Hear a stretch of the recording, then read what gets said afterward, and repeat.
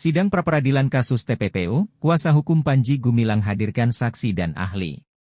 Sidang pra-peradilan terkait sah atau tidaknya penetapan tersangka pimpinan Pondok Pesantren Al-Zaitun Abdussalam Panji Gumilang di kasus TPPU kembali digelar di PN Jakarta Selatan, Selasa 7 Mei 2024.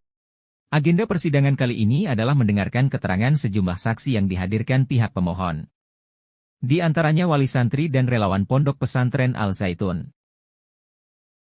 Tim kuasa hukum Panji Gumilang yang diketuai Alvin Lim mengatakan, saksi yang dihadirkan telah mematahkan seluruh argumen pihak termohon yang telah menetapkan Panji sebagai tersangka.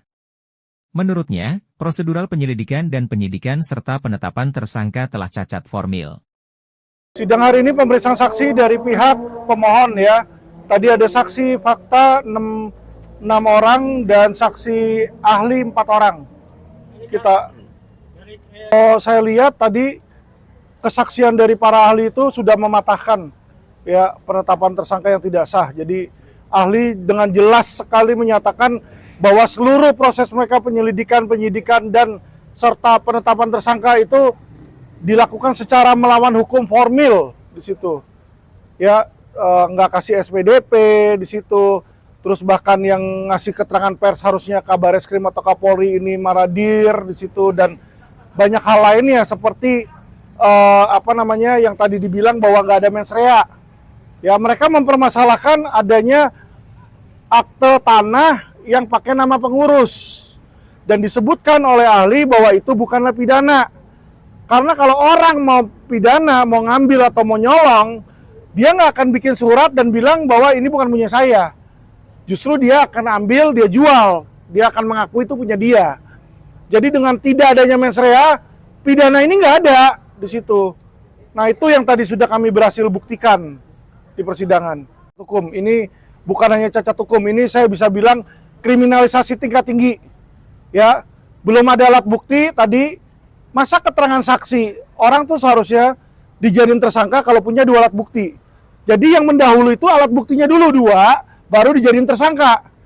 Ini dia dijadiin tersangka November 2023. Alat buktinya keterangan ahlinya baru diperiksa tanggal 2 April 2024 ketika kita perapit. Lah apaan itu? Mana ada dijadiin tersangka dulu, saksi belakangan, bukti belakangan.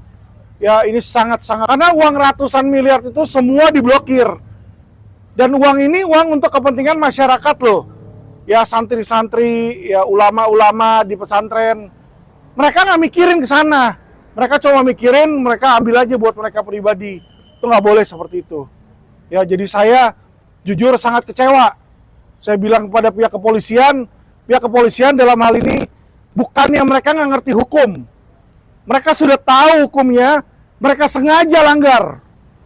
Ya, dia nggak kasih SPDP, dia nggak kasih penetapan tersangka, padahal dia tahu itu wajib.